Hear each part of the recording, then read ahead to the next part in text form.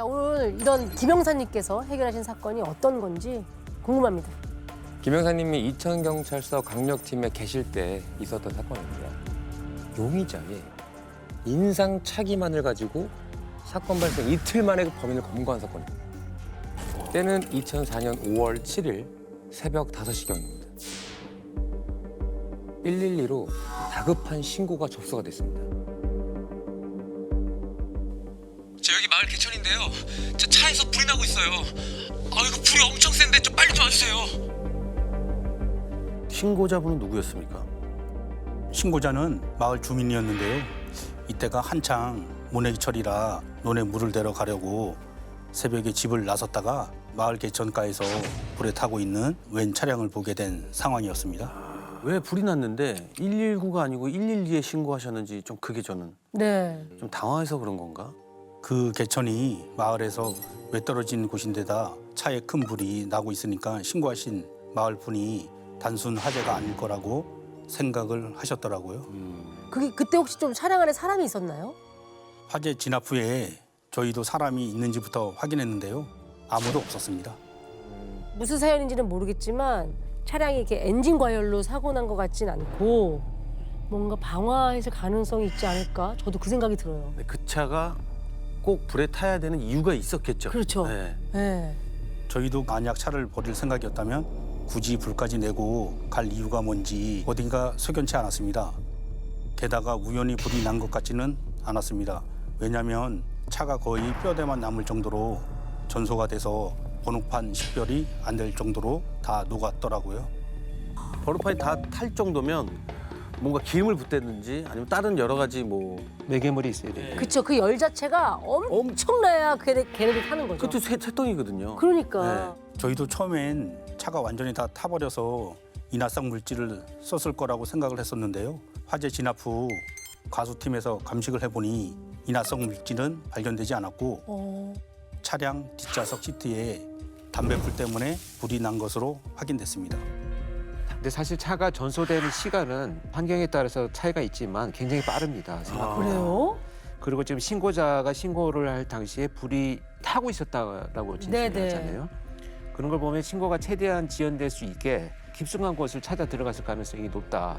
이렇게 판단이 되죠. 이미 이 차량에 불을 낸 사람은 이 지역의 지리를 잘 아는 이런 사람일 가능성이 높고 의도적으로 뭔가를 은폐하기 위해서 불을 지르고 사라졌다. 근데 다행히도요. 차량 내부에서 차대번호가 발견됩니다. 차에게 고유하게 부여되는 주민등록번호 같은 거잖아요. 일종의. 그렇죠? 네, 맞습니다. 그래서 소위 차량의 DNA다 이렇게 표현을 하거든요. 이렇게 눌러서 찍는 거기 때문에 불이 나도 그 눌린 흔적이 남아 있어요. 그래서 누구한테 차가 이제 그 양도됐으며 이런 아주 많은 정보들이 들어있죠. 그 차대 번호를 보면 차량 번호는 금방 확인이 됩니다. 차대번호로 차량 구매를 해본 우리 김영사님은요. 그때부터 머리가 아주 복잡해집니다. 아, 왜? 네. 차 외형이 불에 완전 녹아버려서 몰랐는데 차대 번호를 확인해 봤더니 불이 난 차량이 영업용 택시였습니다. 게다가 저희 관할인 이천 지역이 아니라 부산 지역에 등록된 개인 택시였습니다. 자, 지금부터 불에 타버린 이 택시의 주인, 기사님을 강 씨라고 부르도록 하겠습니다. 일단 김영사님은요, 부산 지역의 개인 택시를 수소문합니다. 그래서 인적 사항을 확보하고 강 씨의 아내분에게 연락을 합니다. 택시 기사님한테 무슨 일이 생기면 안 되는데. 그렇죠. 저희가 조심스럽게 상황을 말씀드렸죠. 차가 불에 탄 채 발견됐는데 남편분이 안 보인다. 연락받은 거나 아는 거 있으시냐? 그랬더니 아내분이 그럴 리가 없다며 정말 많이 놀라시더라고요. 전날 밤 10시쯤 남편이랑 통화를 했는데 그날따라 운수가 좋다며 굉장히 기분이 좋아 보였다는 겁니다. 그 밖에 더 구체적인 얘기는 없었나요? 더 뭐라고 하시던가요? 아내 말로는 남편 강 씨가 광안리 해수욕장 앞에서 어떤 손님을 태웠는데 그 손님이 이천에 좀 다녀오자고 했답니다. 왕복으로 35만 원을 주겠다면서요. 오랜만에 장거리 손님을 받아서 남편이 한껏 들떠 있었다고 했습니다. 그럼 그 이후로 남편분과 연락이 됐어야 그쵸. 되는데. 이동하면서 중간중간 남편에게서 전화가 왔었는데 마지막으로 새벽 3시쯤 부산에 돌아가면 아침이 될 테니 기다리지 말고 먼저 자라고 했답니다. 택시 기사님하고 손님하고 강도라도 만났을 수도 있는 거잖아요. 맞습니다. 이때부터 택시 화재 사건은 바로 강력 사건으로 전환이 됩니다. 이천경찰서 형사님들이 모두 동원이 되고요. 불이 난 곳 주변을 수색하기 시작하는데요. 얼마 후에 화재가 발생했던 곳으로부터 약 700m 정도 떨어진 지점에서 비보가 날아옵니다. 근처 야산으로 가는 입구 쪽 풀밭에 피가 보여서 수색팀이 핏자국을 따라 가봤더니 수풀 사이로 강 씨가 사망한 채 발견된 겁니다. 어떤 상황이었어요? 온 몸이 피투성이었고요. 아, 육안으로 봤을 땐 머리 쪽에 상처가 좀 많았습니다.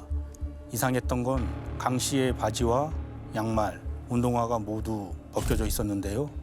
인근을 더 탐색해 봤지만 발견되지 않았습니다. 부검 결과 사인은 외상성 두부, 안면부 손상으로 인한 사망이었습니다. 둔탁한 둔기로 머리를 약 28번 정도 내려친 흔적들이 발견됐습니다. 다른 사람은 없었나요? 뭐 손님. 맞아. 같이 탔던 손님. 네. 인근을 사차시 탐문했지만 다른 피해자는 없었습니다. 그런데 말이죠. 그날 강 씨가 밤 10시 무렵에 우연히 태운 장거리 손님을 그냥 받지는 않습니다. 무슨 일로 그 손님이 이천까지 가자고 했는지 정확히 물어봤다고 해요. 그리고 그걸 아내분이 들었습니다. 뭐 때문에 이천에 가자고 했다고 해요? 그 손님이 자신은 차규기를 고치는 사람인데 목장에 고장난 차규기만 고쳐주고 다시 돌아오자고 했다고 합니다. 차규기. 차규기. 가축에 젖을 짜는 기계입니다. 실제로 이천에 목장이 많아서 네. 터무니없는 얘기는 아니었습니다. 아무래도 이천에 가야 할 그럴듯한 이유를 갑자기 물어보니까 이런 차규기 이야기를 꺼낸 것 같은데요. 사실 차규기를 언급했다고 하는 것은 목장 관련된 일을 하는 사람이 아니라면 상당히 나오기가 어려운 단어예요. 그런 걸로 봐서는 이천 쪽에 거주하는 사람일 가능성이 훨씬 더 높다 이렇게 봐야 되겠죠. 저희도 권 교수님 말씀처럼 분명 이천에 연고가 있는 사람이라 판단하고 목장에서 일하는 목부들 위주로 탐문을 시작했습니다. 이천 일대에 크고 작은 목장만 400여 곳이 넘게 있습니다. 아이고 400여 곳이요? 그래도 뭐 어쩌겠습니까? 가진 정보라곤 그것밖에 없으니 일단 탐문부터 뛰어든 거죠. 최근에 부산에 다녀온 사람은 없는지, 수상한 행동을 보인 사람은 없는지, 실제로 차규기가 고장난 곳은 없었는지 일일이 묻고 찾아다녔습니다. 우리 김 형사님은 이제 하나에만 매달릴 뿐이 아니죠. 탐문과 동시에 그날 밤 부산에서 이천으로 가는 모든 이동 경로를 다 파악해서요. 통과하는 톨게이트를 모두 확인합니다. 지금이야 하이패스로 통과하지만 그때까지만 해도 톨게이트 직원에게 통행권이랑 요금을 직접 내야 됐거든요. 그래서 혹시나 톨게이트 직원 중에 강 씨 차량을 기억하는 사람이 있을까 싶어서 찾아가 봤더니 한 분이 그날 일을 기억하고 있더라고요. 뭐라고 하던가요? 당시에 강 씨의 택시를 기억하고 있었던 톨게이트의 직원이 있는데요. 아, 그 부산 택시 말입니까? 기억나지? 뭐 지 고향이 통영이라 같은 갱상도 택시를 보니까네 막 반가워가지고 기사님한테 아이고 새벽에 우연 일로 이천까지 오셨습니까? 고생이 참 많습니다 하고 인사까지 했지. 근데 뭐 뒤를 막 이래 보니까 손님이 시작을 하대. 웬 조폭 같은 사람이 타고 있었다 아닙니까? 까만색 양복에 일수 가방 같은 거를 옆에 끼고 있던데 얘. 나이는 뭐 한 30대 중반쯤 먹었을라나? 근데 그 기사님이 곤방 다시 부산으로 내려간다 했는데 뭐 무슨 일이 있어 얘? 밤 시간에 부산에서 온 택시 뒷자리에 탄 검은 양복에 일수 가방 흡사 조폭처럼 보였던 그 사람. 맞습니다. 이분이 뭔가 결정적인 얘기를 해주신 것 같은 느낌이 들어요. 맞아요. 네, 톨게이트 직원분이 강 씨랑 그 짧은 시간에 꽤 많은 대화를 나눴더라고요. 강 씨가 택시비를 35만 원 받기로 했다는 것까지 알고 있었습니다. 아까 인상착의만 보고 범인을 잡았다고 하신 게 이 인상착의 세 가지 아니에요? 검은 양복, 일수 가방, 그다음에 30대 중반의 나이. 그게 단서가 됐던 것 같은데요? 맞습니다. 아니 저런 사람이 한둘도 아니고 네. 저것만으로 어떻게 찾습니까? 좀 찾습니다. 저걸 갖고 찾는다고요? 김영사님을 비롯한 이천 경찰서 형사님들 네. 이 세 가지 인상착의만 가지고 이천 목장을 뒤지는 건 물론이고요. 동일순법 전과자, 사건 당일 부산 지역 교도소에서 출소한 자들의 행적까지 모두 다 살핍니다. 그리고 최초 손님이 탑승했던 부산 광안리 일대의 탐문 수사하고요. 해볼 수 있는 거 그냥 다 해봤다고 합니다. 그러던 중 형사님들은 아주 중요한 증언 하나를 확보하게 됩니다. 이천의 한 목장에서 일하는 분이 하는 얘기가 최근까지 같이 일하던 사람이 갑자기 일을 그만뒀는데 부산에 갔다 오겠다고 했다는 겁니다. 근래에 아내랑 헤어지고 좀 힘들어했는데 머리 좀 식히고 오겠다고. 일단 그러면 나이대나 그 떠날 때 인상 차이 같은 것도 일치했나요? 그쵸, 그것도 맞아야죠. 네. 아까 톨게이트 직원이 말한 것처럼 네. 평소에 검은 양복에 일수 가방을 잘 들고 다녔다고 해서 됐구나 싶었는데 막상 이 사람 얼굴을 톨게이트 직원한테 보여줬더니 아닌 것 같다고 얘기를 하는 겁니다. 아, 그래서 확신할 수 있는 상황은 아니었습니다. 맞습니다. 지금부터 부산으로 호련히 떠나버린 그 목장 인부를 오 씨라고 부르도록 하겠습니다. 일단 오 씨의 휴대전화로 기지국 위치를 확인합니다. 5월 6일 밤 부산 광안리 해수욕장 인근에서 누군가와 통화를 한 게 확인이 됐습니다. 누구랑 통화한 거예요? 헤어진 아내한테 전화를 했습니다. 그래서 오 씨 전처에게 물어봤더니 오 씨가 밤늦게 대뜸 전화를 해서 보고 싶다. 내 생각이 너무 나서 같이 신혼여행을 왔었던 부산에 지금 와 있는데 다시 초심으로 돌아가서 잘 해보자. 이런 식으로 얘기를 했다고 합니다. 전처는 거절하고 그냥 끊었다고 했고요. 그러면 부산을 갔다가 이천으로 온 것도 맞나요? 네, 이천까지 온 것도 확인이 됐습니다. 기지국을 통해서. 그러면은 아내와의 관계가 자기 계획대로 잘 안 풀려서 그 화풀이를 강 씨한테 한 건가? 말이 그냥 감정적인. 예. 오 씨의 위치는 어디로 잡혔나요? 계속 이천으로 나오나요? 문제는 범행을 저질렀을 것으로 보이는 5월 7일 새벽부터 오 씨 전화기가 꺼져 있었더라고요. 자, 여기까지가 사건 발생 이틀째입니다. 근데 갑자기 그때 오 씨의 전화기가 탁 켜집니다. 오 씨가 움직이기 시작한 거죠. 처음엔 태백에서 켜졌는데 해배.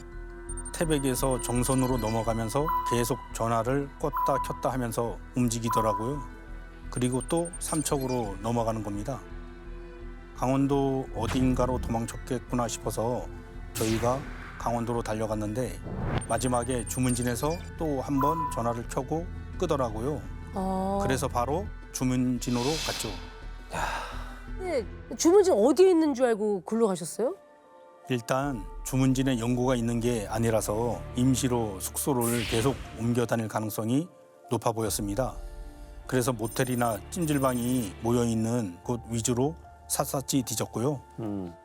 거리랑 이동 속도를 따졌을 때 대중교통을 이용하는 것 같지가 않았습니다. 저희가 오 씨한테 자차가 있는지도 확인했는데 소유한 차량이 없었습니다.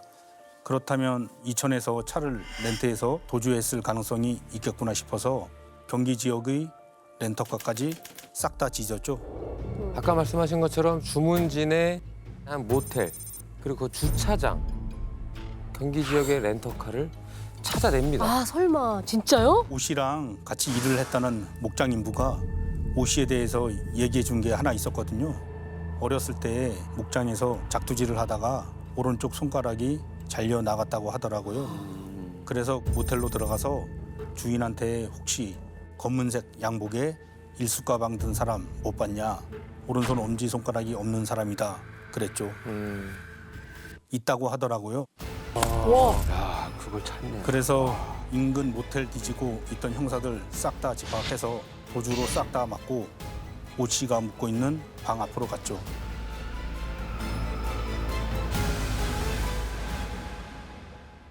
카운터에 샀는데요. 문 좀 열어주세요. 문이 쓱 하고 열립니다. 그 순간 일촉즉발의 상황이 바로 벌어집니다. 문이 열리자마자 용수철 마냥 튀어나오더라고요. 알고 있었구나. 저희도 예상하고 있었기 때문에 준비를 바짝 하고 아, 데뷔하셨구나. 바로 밀고 들어갔죠. 반항을 얼마나 하는지 저희 형사들 여럿이 몸으로 막았는데 나중에 수갑 채우고 나서 아찔했습니다. 칼을 갖고 있더라고요. 아유, 큰일 날 뻔했네. 자기가 직접 만든 사제 칼이었습니다. 자칫했으면 우리 형사들 다 다칠 뻔했죠. 범행에 대해서는 인정하던가요? 네, 그 수갑 채우자마자 다 포기를 했는지 강 씨 살해 사실을 모두 시인했습니다. 아유 왜 그랬대? 아니, 그 무슨 일이 있었던 거죠? 오 씨 진술에 따르면 가정도 깨지고 일도 변변치 않아서 부산에 죽으려고 갔었다고 했습니다. 수면제도 준비해 갔는데 실패했다고 하고요. 그래서 일단 이천으로 돌아가려고 했는데 주머니에 돈이 6천 원밖에 없었다고 합니다. 그래서 그냥 아무 택시나 잡았다고 했습니다. 처음부터 줄 돈은 없었고요. 도착해서도 택시비를 낼 생각이 없었더라고요. 이천에 도착해서 차규기를 고치고 금방 올 테니 기다려라 하고 거짓말로 강 씨를 따돌리려고 했는데 강 씨가 같이 가자며 따라 붙더랍니다. 그치 강 씨도 뭘 믿고 그러니까 처음 본 손님인데. 처음 본 여기까지 왔는데 그러니까 기사님도 이때 눈치를 챘나 보네요. 조금 의심을 했던 것 같아요. 의심을 한 거죠. 의심을 한 거죠. 어떻게 따돌릴까 고민하다가 순간 땅에 버려져 있던 제초기 칼날을 본 겁니다. 이게 거기 있네. 집이나 풀을 자르는 전동용 칼인데 크기나 무게가 상당하거든요. 네. 이걸로 강 씨를 기절시켜서 도망가야겠다는 생각에 강 씨의 머리를 내려쳤다고 하더라고요. 아유, 단순히 기절시키고 자기가 도망갈 생각이었으면 28번의 상처가 나진 않았을 것 같거든요. 단순히 기절을 시키려고 했던 수준은 아닌데. 하필 거기가 개 사육장 근처였는데 강 씨가 비명을 지르니까 개들이 놀라서 크게 짖었다는 겁니다. 그래서 사람들한테 들킬까 봐 당황한 나머지 계속 타격을 했고 결국 강 씨가 사망했다고 진술했습니다. 아, 진짜. 아니 그렇게 돈도 없다는 사람이 또 도망다닐 돈도 있었던 모양이에요. 렌트해서 주문지까지 도망을 갔잖아요. 네. 강 씨가 갖고 있던 현금을 갈취했는데 택시 안에 있던 동전 하나까지 탈탈 털었더라고요. 아유, 그리고는 차량을 추적하지 못하도록 인적이 드문 인근 개천에 강 씨 택시를 몰고 가서 불을 질렀다고 했습니다. 그러니까 옷은 어떻게 된 겁니까? 바지에 운동화, 양말 이게 벗겼잖아요. 피해자의 허리띠를 잡고 풀숲으로 끌고 가다가 허리띠가 끊어지면서 바지가 벗겨졌고요.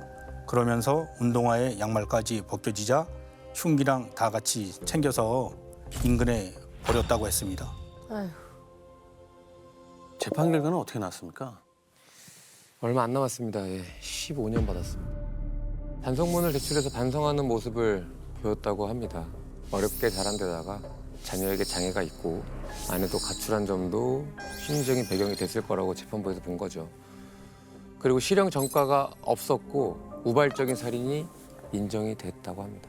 아니 그 죽은 택시기사 아씨는 뭔 죄냐고 여기 가정하고 지금 다 이게 무슨 날벼락이냐고. 가족을 위해서 살아가던 가장이 그것도 어버이날을 하루 앞두고 허망하게 목숨을 잃었던 사건이라 저도 판결 소식 듣고 여러모로 좀 안타깝더라고요. 새벽에 그 졸린데도 불구하고 장거리 운전 받겠다고 거기 가신 거 아니에요. 아내분한테 신나서 먼저 자라고 하면서 갔다 왔는데. 기다리는 가족은 어떻겠냐고. 하루아침에 가장을 잃었는데. 그렇죠. 아유, 안타깝죠. 아쉽고 안타까운 일이죠.